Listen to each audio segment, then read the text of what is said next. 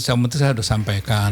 Jadi memang ada upaya merenggakan saya Mbak Mega. Sehingga pada saat pertemuan selalu dibawa kebagusan. Saya nggak bisa apa-apa. Saya dapat kertas kecil ini. Segini. Mbak Mega menerima pencalonan kembali sebagai ketua umum. Itu dibacakan oleh Roy B. Yanis di Gelora Bung Karno kalau nggak salah. Langsung saya stop, saya telepon Mbak Mega.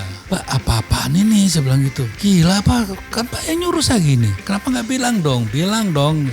Hal itu saya sudah katakan sama Mega sebelumnya.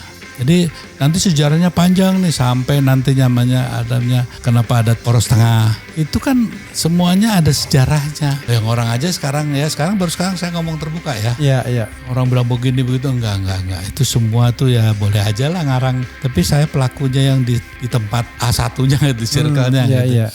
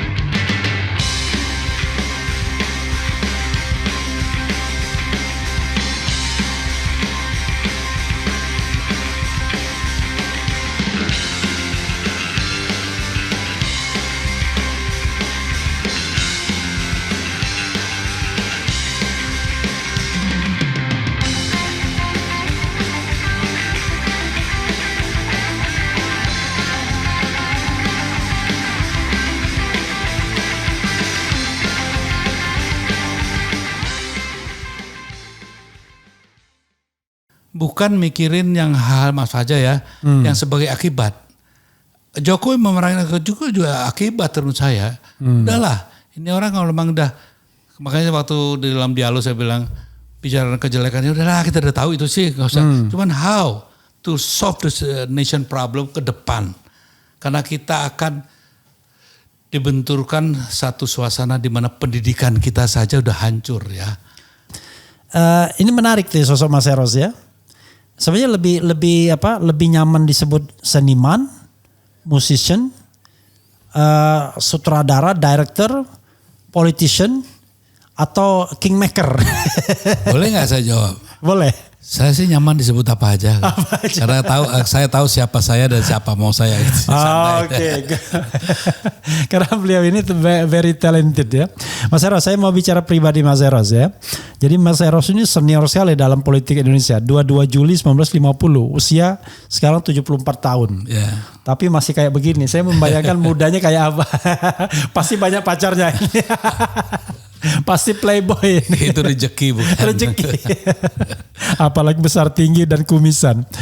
Mas Eros, kita bicara satu sisi soal kehidupan politik Mas Eros ya. Siap.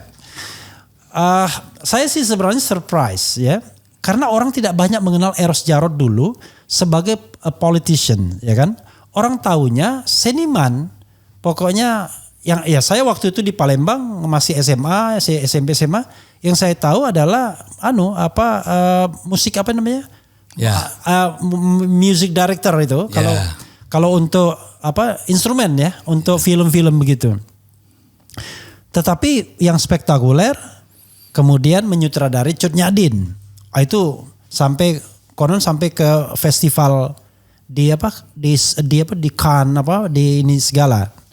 Tapi tiba-tiba Detikcom, oke, itu bagi saya cukup mengikuti. Tapi tiba-tiba saya agak kaget, kok Eros Djarot mau mencalonkan diri sebagai ketua umum PDIP.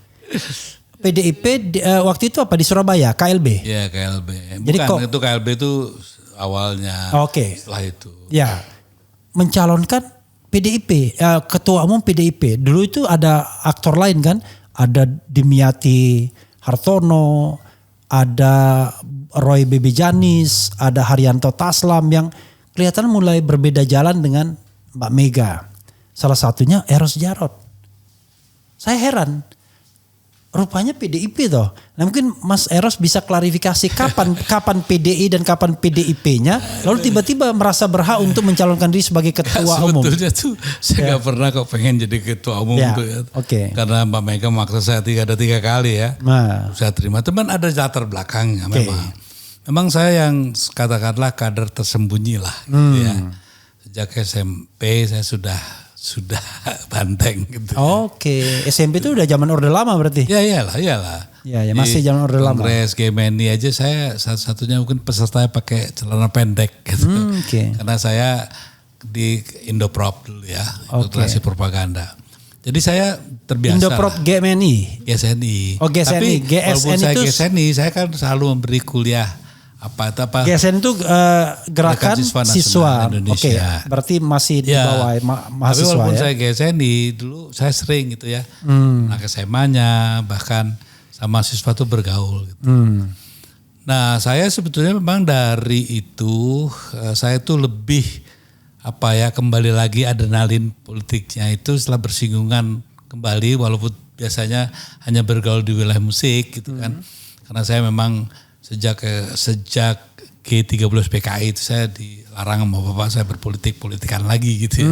Karena waktu itu kan kami dianggap kelompok yang Bung Karno gitu kan agak sedikit dianggap kiri. Dianggap merah lah ya. Nah, saya lalu membenamkan diri lama. Sampai seluruh teman-teman saya nggak tahu ya siapa saya. Gimana latar belakang saya nggak ada yang tahu.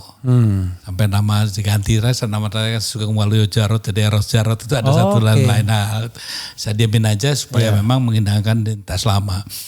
Tapi orang-orang kayak saya dekat itu dengan guru gitu ya dan keluarga Bung Karno. Saya justru banyak sebenarnya mentor saya ataupun senior saya yang saya selalu dekat sama Mas Guntur aja gitu ya. Sehingga saya kalau sama dia oke lah, yang lainnya saya biasa-biasa aja. Sama juga Cak Ruslan gitu ya. Ruslan Abdul Ghani. Jadi saya memang pada saat saya pulang dari luar negeri tahun 80 itu ditugaskan lah sama mereka. 80 dari negeri mana? Dari Inggris. Oh jadi Mas Eros ngambil apa di Inggris? Saya tadinya kan saya sekolahnya Verfahrensteknik di Jerman. Apa? Verfahrensteknik itu teknik industri lah. Teknik industri di Jerman. Cuman kemudian saya pulang ke Indonesia, kemudian saya lihat, waduh ini kok komunikasi visualnya kurang jalan di Indonesia ya. Di wilayah itu makanya saya perdalam, saya sekolah di Inggris, setelah pulang ya itulah saya. Sekolah apa? Sekolah film? Film dan komunikasi itu. Dan kemudian saya ditugaskan di Untak itu. Itu tahun 80? Ya 81 lah. Tugas Untak itu Pak Ruslan, Pak Sugarda, Profesor Sugarda, Pak Jarwo, segala yang tua-tua itu menugaskan saya. Tugas saya kaderisasi di Untak. Saya dikasih pangkat ada jabatannya ya di wilayah perguruan tinggi gitu. Sehingga saya jalankan lah sebagai dosen di sana. Nah pada saat itu saya dipanggil lagi untuk memperkuat, kamu harus coba bantu ini itu. Sekadar bayangan ya, kalau 80, 50 ya? Saya 30 umur saya. Ya 30 ya. Ya sejak tahun 75 sebenarnya umur 25. Jadi waktu saya juga terlibat, waktu ikut Mas Guntur bikin pernyataan keluarga Bung Karno tidak kemana-mana, tidak di mana-mana. Seingat itu saya terlibat, saya ikut ngetiknya segala gitu. Jadi memang saya sudah terlibat, cuman kan undercover semuanya. Di belakang layar. Di bawah semua. Dan pada saat saya pertama kali muncul itu ditugaskan untuk di Litbang PDI. Ya, Litbang PDI tahun 81 kalau nggak salah 82 ya itu. Itu sama Pak Gagak gitu ya. Terakhir kemudian masuk juga Kwi Kian-gi, bahkan Kwi Kian-gi itu dua kali saya tolak itu. Waktu itu ketua Litbangnya Mas Eros? Saya bukan ketua tapi saya yang paling bandel gitu. Saya yang paling rajin dan paling paling bersuara gitu ya. Dan mereka yang tua-tua biasanya oke aja gitu kalau saya bergerak gitu. Sehingga karena saya kan mungkin di belakang saya ada Pak Ruslan yang orang tua itu senior ya. Sehingga memang saya juga sudah sejak itu ya. Dan bahkan puncaknya itu di Kongres PDI ketiga atau berapa ya di Asrama Haji. Ya, Asrama Haji Jakarta. 83 apa 80 berapa? 80. Asrama Haji Sukolilo. Jakarta. Ya. Saya di komisi politiknya, saya ketuanya komisi politik.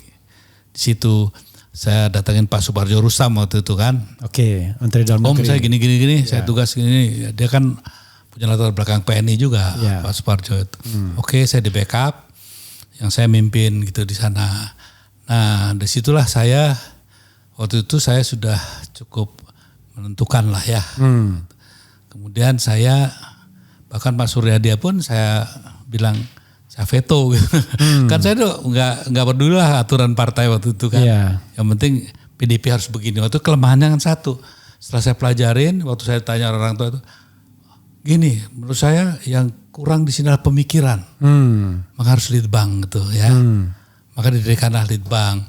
Kalau orang pemain lama semua tahu saya lah gitu, tapi yang baru-baru pasti nggak tahu. Nah, saya di situ membangun itu semua. Nah, kemudian setelah terjadi Suryadi yang di ini kan? Ya, Medan. Bukan. Waktu saat di itu di mana? Di Asrama Haji itu, ya kan? Karena Tarto kita tahu jadi sekjen, nggak mau dia pengennya jadi ketua umum. Waduh, ya sudahlah. Akhirnya kita nggak punya ini, maka masuklah Suryadi. Dan ya udahlah, kita biasa-biasa aja, nggak masalah. Suryadi lagi gitu. Nah cuman kan waktu itu Mas Taufik masih baik sama saya gitu. Pokoknya dia juga keinginan masuk ke PDI, gimana caranya gitu. Saya dekat kok. Jadi ini kan hanya orang-orang ngaco aja yang bentur-benturin saya sama dia gitu kan. Jadi saya aktif di situ. Setelah saya lihat ya sudahlah PDI kan sudah bagus gitu ya. Jadi institusi yang jadi think tank udah. Karena tugas saya udah selesai. Saya bilang udah saya udah males nih. Saya lanjut lagi ke wilayah merekrut anak-anak gitu, adik-adik gitu di mana kayak banyak lah di Pemuda Demokrat segala gitu banyak gitu yang di GMND gitu kan secara di bawah kan karena saya bertanggung jawabnya sama yang di atas-atas. Saya diberi tugas juga untuk istilahnya Pak Ruslan tuh alle revolutionäre Krachten zusammen bundling gitu ya. Menyatukan seluruh kekuatan revolusioner itu. Makanya saya dekat sama Pak Murbantoko tuh pendiri Murba, Pak Wasit Suarso tuh ketua Murba, sama Om Ki itu apa? Om Ki itu ini apa? Pak Subadio PSI, Sastromo. Saya dekat kalau di sana nama saya bagus itu. Kalau di mana di Murban saya Bung Kumis, di PDP Kumkum gitu ya. Jadi macam-macam nama lah. Kemudian saya juga dengan teman-teman yang bernasib kurang baik gitu ya. Di mantan Pulau Buru gitu dekat sama saya gitu kan. Saya satukan semua kekuatan itu untuk melawan Orde Baru saat itu ya. Semua rata-rata kenal lah saya. Sampai saya dituduh sama salah satu kader GMNI saya tuh Murba, saya ketawa aja. Jadi itulah latar belakangnya sebenarnya cukup panjang. Kan saya memang orang yang suka di belakang layar. Kenapa saya mau berani ngomong gini? Karena capek juga ya. Lihat kayak kemarin gitu ya. Gimana sih gitu ya. Seolah-olah yang paling revolusioner, yang paling tahu perjuangan reformasi, yang paling tahu membangun kekuatan revolusioner. Jadi sebel juga lihat-lihat gitu ya. Apa sih ini orang-orang ini? Orang kita kalah kok bangga gitu loh ya. Kita kan menang dalam kekalahan yang mendasar. Iya. Jadi maksud saya cobalah kita menang dalam kekalahan itu maksudnya PDIP. Iya. Oke. Kalau menurut saya begitu. Nah, saya justru yang menurut saya di PDIP yang paling asli. Malah dibilang pengkhianat itu kan. Jadi tapi aneh. Yang cerita mau ketua umum. Iya, ketua umum belum dijawab. Kan gini, saya udah tolak sampai 2-3 kali saya tolak. Sorry, tahun berapa itu Mas ya? Tahun 2000 berapa dia? Bukan ini dong, tahun 2000 awal. 2000 awal tuh ya. 2000 saya awal. Saya kurang begitu. Iya. Pak, saya udah males ingetin lagi gitu ya. Karena apa? Saya diminta sampai satu hari yang ketiga atau keempat datang ke rumah saya tuh. Yang minta siapa? Pak Mega lah. Loh kan dia kan ketua. Iya, tapi kan dia mau menyerahkan karena dia mau running wapres itu kan. Oke. Jadi saya sudah minta lah sama dia. Saya nolak.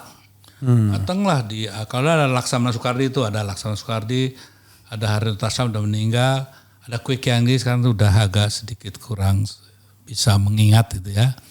Terus ada juga Dodo udah meninggal juga, ada Dadang RHS itu ada buah saya, saksi hidupnya itu ya. Saya udah tolak itu, saya nggak mau. Saya tawarkan Mbak kan ada Dimyati, nggak bisa pokoknya kamu. Loh ada Pak Suryo Guritno, tetap juga nggak mau. Yang lain satu juga nggak mau, pokoknya kamu tuh di belakang layar terus sekarang saatnya kamu muncul.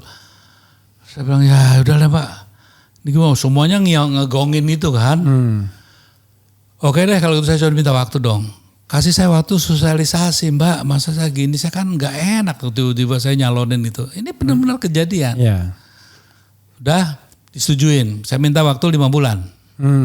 Karena itu masih 6 bulan ke depan atau 7 bulan ke depan ya. Oke saya persiapkan semuanya udah begini. Waktu gitu. itu Mbak Mega wapres sudah ya? Belum dong. Oh belum dong. Okay. Kan baru mau menuju ini semua itu kan. Oke, saya udah siap-siap segala semua. Wah, saya udahlah ke Jawa Tengah saya. Presentasi, pas bulan kedua di Yogyakarta.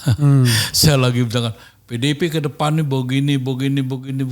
Anak buah saya di belakang dengan curus saya nyetop. Apa sih anak ini? Saya dapat kertas kecil ini nih, segini. Mbak Mega menerima pencalonan kembali sebagai ketua umum waktu dibacakan oleh Roy B. Yanis di Gelora Bung Karno kalau nggak salah. Langsung saya stop, saya telepon Mbak Mega. Mbak apa-apaan ini? Saya bilang gitu. Gila Pak, kan Pak yang nyuruh saya gini. Kenapa nggak bilang dong? Bilang dong. Kalau bilang kan bisa saya setel gimana. Saya lagi di tengah gini Mbak, saya bilang gitu. Gak ini soalnya kan Gus Dur yang minta. Loh Mbak ini percaya sama Gus Dur, ya, apa percaya sama apa yang sudah pernah lakukan, Mbak lakukan gitu kan. Ini untuk kepentingan siapa, saya bilang gitu. Ya udahlah Ros, pokoknya kita sementara. Sorry itu berarti Mbak Mega udah wakil presiden itu berarti? Belum. Sudah Mas, wakil presiden.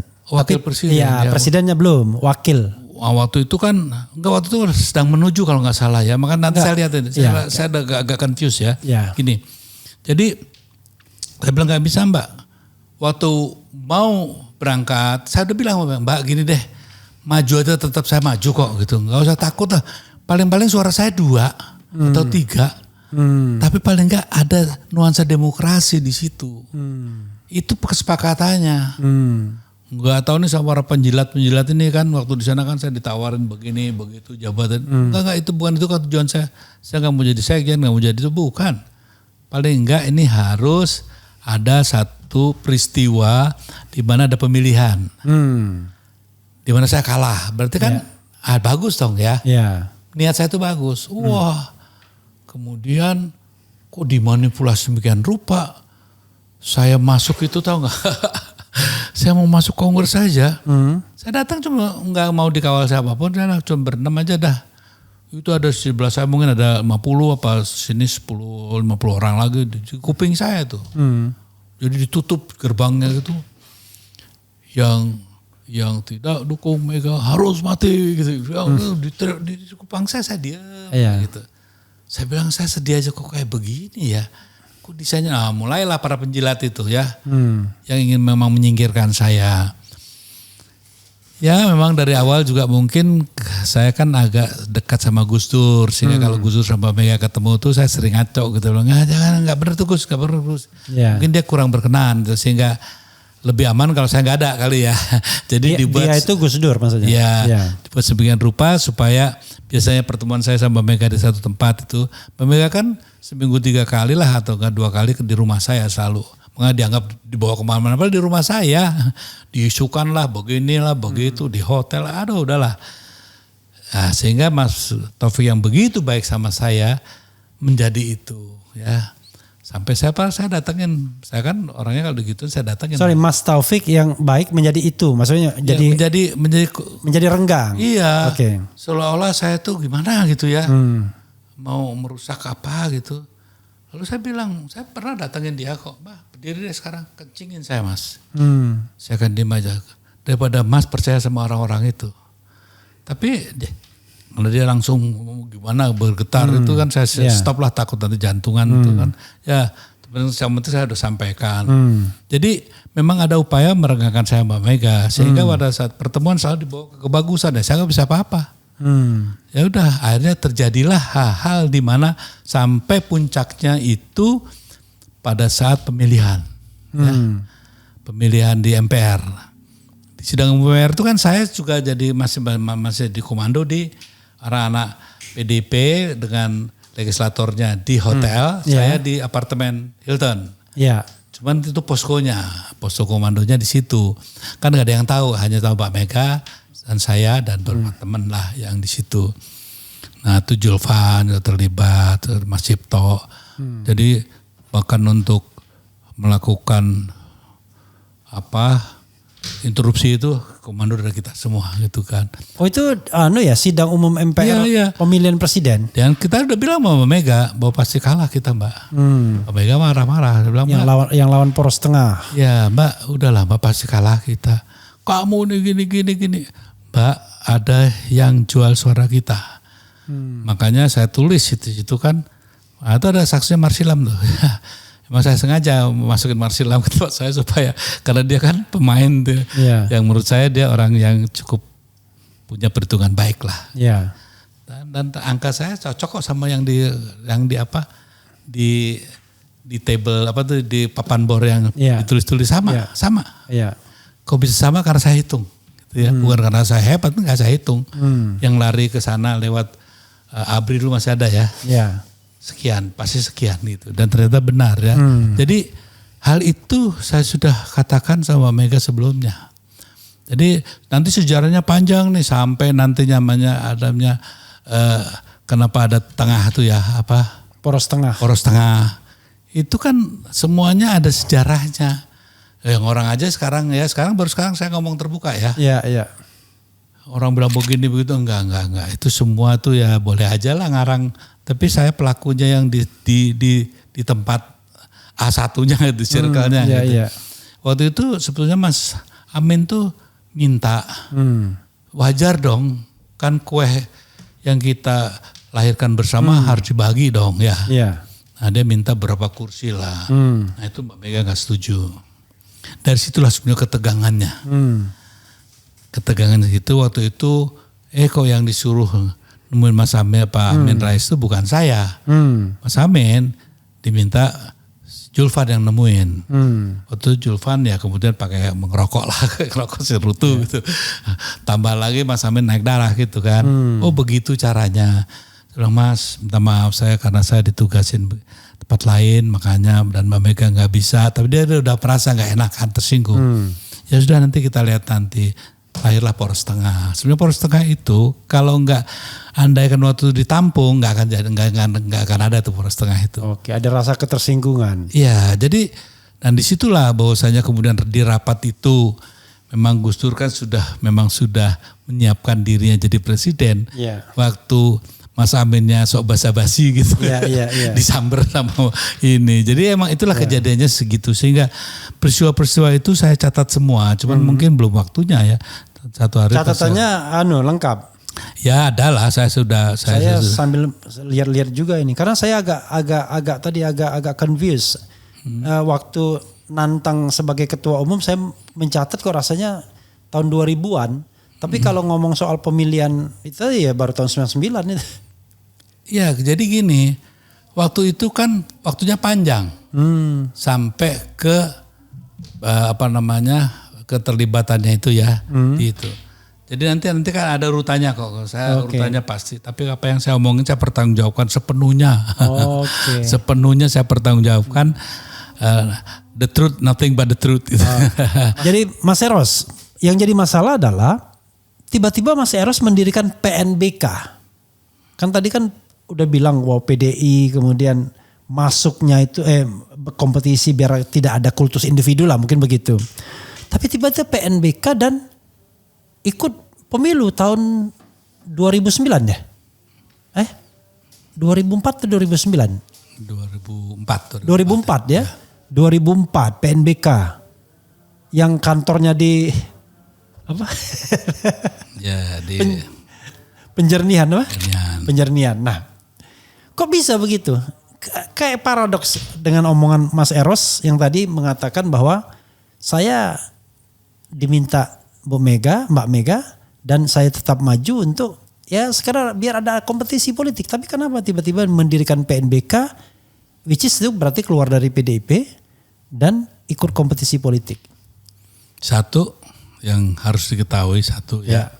Memang saya orang yang tidak pernah daftar gitu ya. Iya. Jadi kalau tanya nomor induk saya benar nggak ada gitu kan. Karena saya pendekatannya ideologi saja gitu kan. Jadi pada saat saya digitukan dan begitu saya lihat juga bagaimana orang-orang di PDIP ini kok banyak yang tidak sepaham sama apa yang saya yakini tentang Marhaenisme gitu ya. Contohnya ada Tio Safei, terus ada siapa itu yang dari Golkar gitu ya. Siapa Cahyokumolo? Ya Cahyo antara lain Cahyo juga walaupun dia GMNI tapi kan waktu sangat Golkar. Terus ada juga siapa itu yang dari Tapanuli itu ya. Pokoknya sangat dominan lah di sana. Nah waktu perdebatan bahwasanya waktu saya mintakan supaya oke lah Pancasila itu ideologi negara yang kita junjung tinggi. Tapi pijakan partai harus Marhaenisme gitu ya. Sebagai yang sudah saya terjemahkan tidak letterlek gitu ya. Tapi perjuangan tuh ya. Contohnya kemerdekaan, merdeka dan memerdekakan intinya gitu ya. Jadi kan pijakan kita, wah ditentang pokoknya habis lah gitu. Tio Safei terutama yang paling ini. Ya sudah saya bilang, waduh ini kalau gitu gimana bisa berubah semua nih partai itu. Sedangkan inti kita diberikan kemenangan oleh rakyat waktu itu kan. Karena berpihak pada orang kecil kan. Pada kaum Marhaen itu ya. Yang harus kita bebaskan, kita merdekakan. Tapi setelah kok berbeda gitu, pas waktu saya dibegitukan ya, diperlakukan seperti itu di Kongres Surabaya. Ya, bukan di Surabaya. Yang Jakarta. Yang di Semarang itu loh, yang apa? Yang pertama Mbak Mega itu, yang saya mau masuk aja nggak boleh itu di kongres itu kan. Okay. Nah itu saya bilang, saya langsung malamnya saya berjarah ke Blitar. Saya lapor ke Bung Karno. Iya. Saya bilang, Bung saya kembalikan ini. Ya pokoknya tugas saya selesaikan, sudah. Saya enggak mau tahu lah kalau begini caranya. Saya enggak bertanggung jawab secara ideologi, saya bilang gitu. Ya walaupun kayak orang gila ngomong mau kuburan, tapi kan paling enggak secara kejiwaan saya sudah laksanakan apa yang saya ditugaskan. Mbak Mega sudah jadilah walaupun wapres waktu itu ya. Jadi ya udah saya bilang, udah tapi ada tugas yang lain. Waktu itu memang ini juga satu ya utopis lah sebetulnya. Ingin supaya kemurnian ideologi itu jangan sampai ya terjualkan oleh kepentingan pragmatis sesaat. Gitu kan. Sehingga saya sama orang-orang para banteng-banteng yang tua-tua gitu, John Lomang Kewas, Pak Suwardi segala itu waktu itu juga bermaksud mendirikan partai gitu kan. Saya ikutlah membantu, tapi kok wah kalau begini gak bisa jalan nih gitu kan, tua-tua semua dan pikirannya ortodoks sekali gitu kan. Ya sudahlah kita bikin barisan sendiri gitu kan, untuk paling enggak bagaimana menjaga ini gitu. Makanya mudah-mudahan ya sampai sekarang banyak kader saya itu yang terlibat, mereka semua alhamdulillah ya berada di wilayah anti korupsi gitu ya. Tetap memperjuangkan dimanapun, baik di Golkar, di Nasdem, kan semua bersebaran ya. Dan mereka tetap menjunjung tinggi apa yang pernah saya tanamkan ke mereka gitu ya. Nah jadi pada saat itu kenapa saya kok mendirikan itu antara lain ya belaga sok-sokan aja trying to save gitu kan. Jangan sampai hilang. Dan ternyata sekarang saya sudah analisa dari dulu. It's dangerous, saya bilang ya. Kita dihabisin, PNBK dihabisin, partainya si Proyane sama Laks dihabisin. PDP ya, Sukma Partai Demokrasi dihabisin. Pembaruan ya. Ya disebutkan PNI kan, Ya, PNI PNI, dihabisin. Partainya Demiati, Peta dihabisin, semua dihabisin. Ya. Saya bilang, look, one day you'll be regretting this. Kenapa? Karena kehilangan koalisi kan. Ya. Ya. Nah sementara Golkar berbeda. Ya. Waktu Golkar itu melahirkan Demokrat didiemin. Ya. Gerindra didiemin. Hanura didiemin. Nah sekarang mereka lahir dari rahim yang sama. Ya. Kalau mereka sekarang bersatu lagi dari 20 tahun yang lalu saya sudah baca itu gitu kan ya. Kenapa jadi kaget? Saya nggak kaget. Karena natur itu akan bergerak ke sana gitu kan. Minyak kan pasti ketemu minyak. Air ketemu air. Nah itulah saat yang sekarang ini terjadi. Dan saya bilang udah nggak usah cengeng lagi. Sekarang kan kayak semangat walking alone gitu kan. Iya. Berjalan sendiri. Sementara perjuangan itu bukan hanya di level luar, tapi di dalam legislasi juga penting kan. Iya.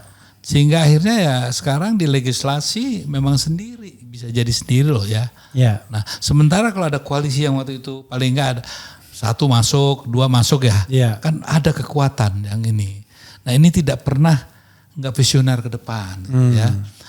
Kepentingan hanya serba sesaat ya. Sehingga hasilnya seperti sekarang saya bilang nggak ada orang yang nanam cabai itu keluarnya apel tuh nggak ada seperti dunia saya lihat. Atau kamu nanam apel keluarnya mangga tuh nggak ada saya bilang gitu ya. Tapi kenapa kemudian PNBK cuma sekali doang, setelah itu begitu tidak lolos? Saya tantang semua orang, saya bilang gagal silakan nggak apa-apa, setuju nyatanya mau gagal, tapi saya ingin tahu ada orang nggak bisa nggak bikin partai dengan 75 juta, bisa nggak? Oh, modalnya 75 juta? Ya, Eros Jarot. Bisa dicek, ya kan?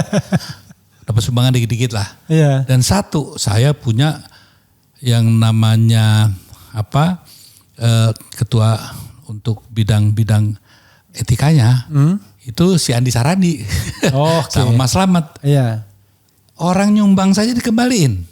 Oke. Jadi kami tidak pernah menerima apapun, gitu ya.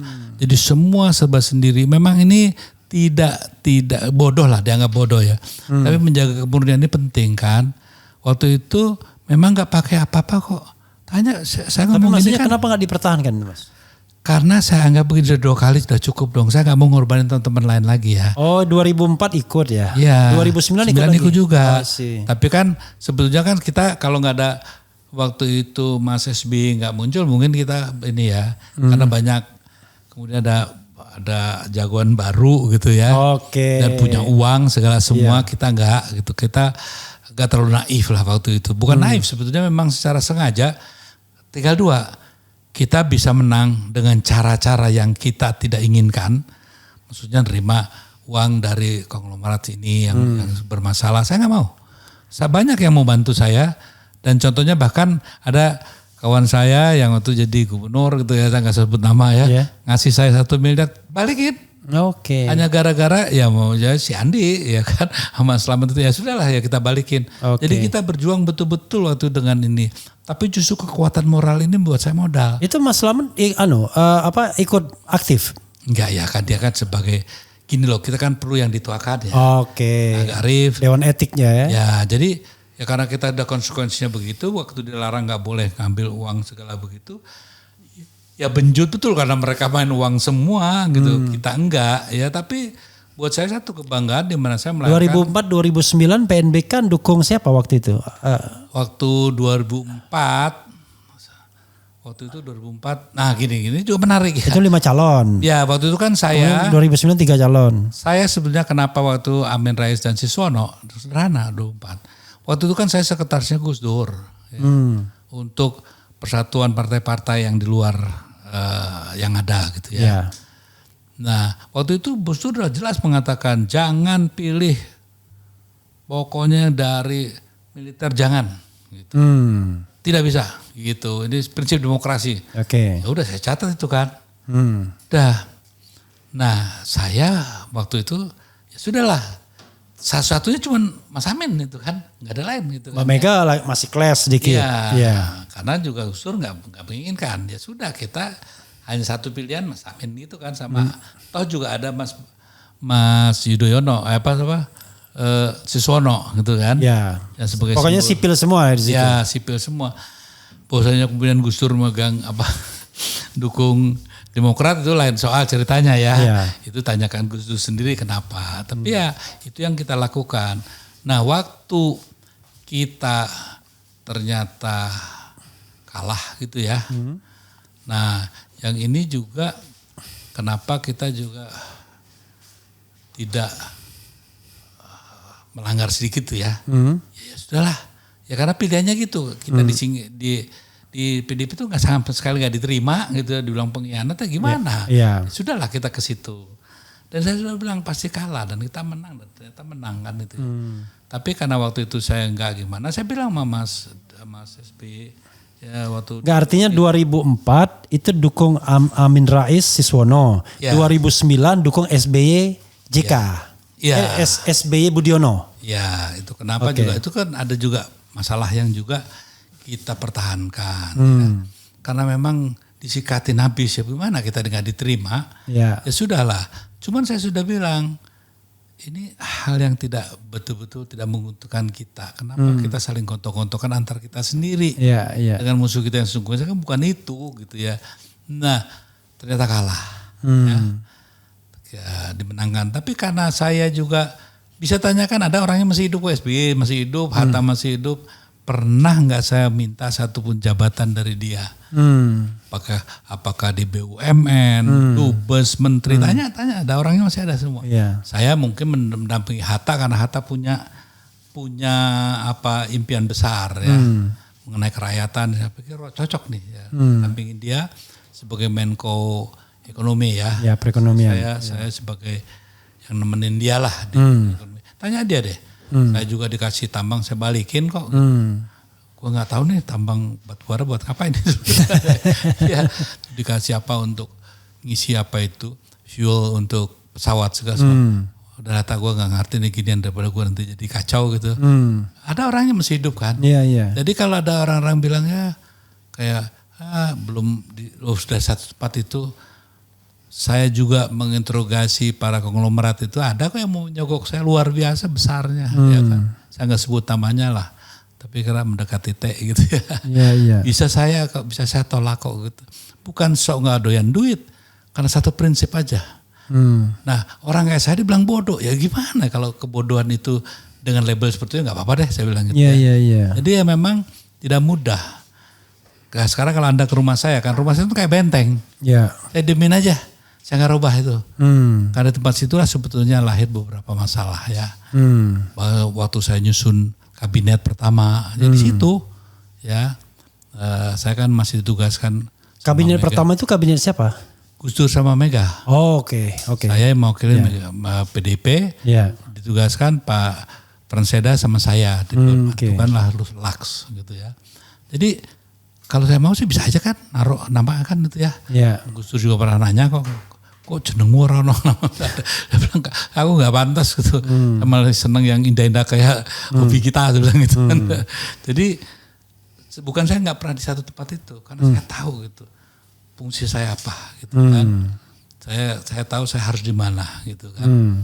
Tapi saya kan teman-teman lain ada juga seorang tuh yang mintanya kayak gimana sama saya sampai pengen Menko walaupun 3 bulan enggak apa-apa ada Mas Eros gitu. Saya bilang ya telepon Gus Dur lah sana saya bilang gitu kan. Itu ya, Gus Dur bilang oke, ya udah saya masukin. Jadi asal tahu ya bahwasanya penyusunan pertama aja menurut saya udah kacau gitu. Oke. Jadi waktu terakhir tuh kita sepakat tidak ada Menko. Oke. Saya mandi diumumkan jam 1 apa jam berapa? Saya mandi itu ya jam 10. Kok bisa berubah gitu? Dalam berapa jam berubah? Ada 5 yang tiba-tiba dulu siapa dulu kok ada nyelonong gitu. Jadi memang dari awal itu ada hal-hal yang mungkin membuat saya sedikit ragu-ragu apakah bisa berjalan sebagaimana mestinya. Ternyata gitu. Makanya saya dalam satu pertemuan saya bilang kan tidak ada konsolidasi nasional, kekuatan nasional. Itu memang saling berebut kekuasaan, saling menjegal, saling itu lebih nyata daripada bersatu untuk lebih ke depan secara bersama sehingga turunannya sampai sekarang. Nah diperkuat lagi pada saat pilkada Jakarta gitu ya dengan ada embel-embel yang namanya aliran tuh ya, politik aliran dan seterusnya. Tapi itu kan cuman derivasi dari gitu ya. Ketidakkompakan, tidak bersatunya para pemimpin memberi contoh yang baik pada rakyatnya. Jadi tolong itu juga jangan dilupakan. Mas Eros itu walaupun tidak punya jabatan formal tapi paling tidak pernah di inner circle SBY 2004. Ya dibilang inner circle juga susah ya. Tapi pernah terlibat di situ. Ya tahu lah gitu. 2009 ya. Pernah juga. 2004 enggak lah. 2004 enggak. 2009? 2009 saya membantu Hatta khususnya. Karena Hatta waktu itu ada bertugas adalah menjadikan seseorang yang saya setuju gitu ya. Jadi saya bantu dia gitu kan. 2000 ketika Jokowi berkuasa sama sekali enggak ikut? Sama sekali, saya justru yang pertama mengatakan. Saya rasa ada tulisan saya ke Mbak Mega ya. Yang terakhir ya, terakhirnya aja deh. Yeah. He's going to take over your position. Ternyata kan apa yang saya tulis semua itu semuanya terjadi gitu ya. Saya nggak ada kebencian ya, apapun. Tapi saya bilang it's not the time yet for him gitu kan. Karena perlu waktu. Karena Indonesia itu memerlukan waktu itu menurut saya pribadi ya. Motor tuh kalau motor tuh 1000 atau 750 cc. Bukan yang 100 cc atau 150 cc. Jadi kan akhirnya kan bisa saja ragangannya itu mesinnya bisa diganti. Yang mengganti siapa itu yang harus kita waspadai gitu. Nah sekarang kan yang terjadi begitu. Mas Eros sekarang posisinya sebagai apa? PDIP lagi sekarang? Saya sih mau bilang enggak tapi dibilang juga begitu gitu ya. Saya secara kekuasaan apa sih saya miliki? Tapi kan ada administrasi yang minimal. Kartu anggota PDIP-nya dihidupkan lagi atau dipulihkan lagi atau udah? Saya dari dulu nggak pernah pakai anggota. Jadi saya itu dari dulu memang kader gitu ya. Jadi saya melaksanakan tugas-tugas politik karena saya juga tidak berharap jadi ini jadi itu. Karena impian saya gini lah. Terus terang saya harus jujur ya. Kalau itu presidennya Bung Karno mungkin saya rebutan ya. Jadi menteri saya rebutan kalau perlu tojok-tojokan gak masalah. Gitu. Tapi kok adrenalin saya nggak begitu mengizinkan ya. Untuk yang ya ini presiden saya bisa ukur lah dia begitu segini. Sama Mbak Mega masih komunikasi? Ya masih, saya sih baik-baik aja, orang nggak ada apa-apa. Komunikasi terakhir kapan? Saya ulang tahun juga masih kontak. Ya udahlah pokoknya nggak perlu dibahas itu. Soalnya maksud saya ini banyak kan manipulasi. Ini kan sekedar untuk. Ini contohnya kayak Puan aja, mas saya kan masih gimana? Dia nggak tahu bahwa bapaknya itu udah berbaik sama saya. Ya waktu sebelum meninggal mas. Puan masih gimana itu maksudnya masih ya, ada wasangka gitu. Termasuk juga si siapa Nanan. Dia kan belum tahu apa sesungguhnya apa yang saya ceritakan. Dia nggak tahu. Ya kan? Nah bagaimana juga titik terakhir 2 minggu atau 10 hari sebelum Pak Taufik meninggal. Ya. Saya makan diajak ke ND waktu kita di satu pesawat ya. Saya kaget, waduh ini gimana nih. Ternyata dia tungguin saya, ya sudahlah saya ngomong sama dia. Yang benci satu orang lah yang gitu. Bahkan dia bilang masa iya ya Ros kita diadu domba nih sama satu orang tuh bangsat nih orang gitu ya. Saya gak sebut nama itu tapi orang PDIP tahulah yang saya sebut namanya itu sepasi si itu gitu ya. Dan hal inilah yang menurut saya ya saya ketawa-ketawa aja gitu kan.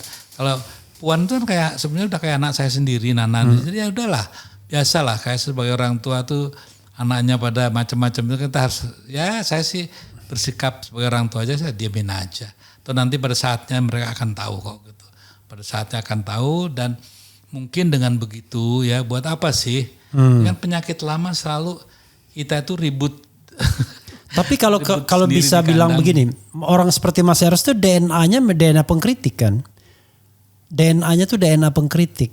Salah satu ya karena saya kan dilahirkan dari satu situasi politik di mana saya waktu itu sangat lagi getol-getolnya jadi kader ya kader banteng gitu kan. Tiba-tiba ada peristiwa yang pecah 65 sehingga mungkin kotoran-kotoran secara psikologis ya terpendam itu nggak mungkin bisa saya hilangkan sehingga pengertian itu apa mungkin saya belum bisa menerima itu sepenuhnya.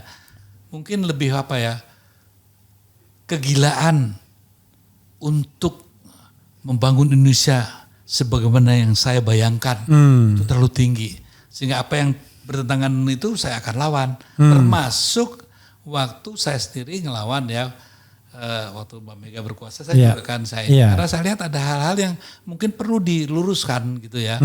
Bahwasanya akibatnya saya di jalan kesepian, disingkirkan, itu gak ada masalah kok gitu. Memang saya yang bisa menyingkirkan saya satu, keyakinan saya terhadap apa yang saya yakini gitu. Kalau keyakinan saya berubah baru. Tapi kalau selama saya yakin bahwa apa yang saya yakin itu benar, berdasarkan contohnya, saya bilang, Mbak Mega tahu kok, dia tahu persis. Saya bilang, Pak, you can take everything from me, except one thing, the teaching of your father. Never ever, take it, that kind of thing from me. Eros Jarot bilang gitu.